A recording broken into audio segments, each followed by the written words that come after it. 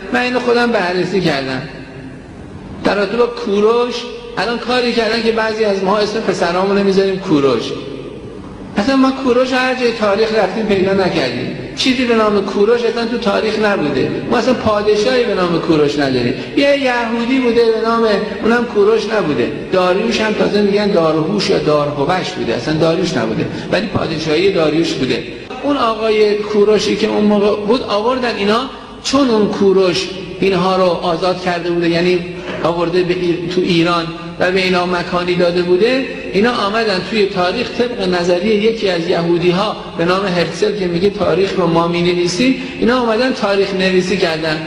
این آقا رو سمبل کردن، هم کردنش پادشاه ایران، هم عزیزانمون رو ما اسم کوروش براش بذاریم، بعدم بگیم 2500 سال پادشاهی ایران مثلا کوروش بوده. آقا کوروش و یه فردی به نام پیرنیا، من تعصب ندارم این حرفا رو میزنم ها، یه دفعه میگن تعصبه، برن تحقیق کنید.